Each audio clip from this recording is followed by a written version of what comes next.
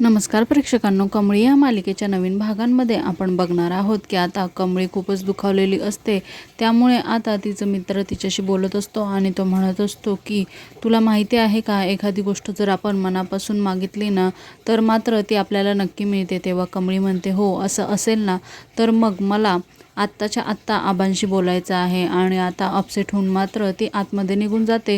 तेवढ्यातच आता तिचा दुसरा मित्र पळत येतो आणि तो म्हणतो की हे बघ कमळे काय आहे।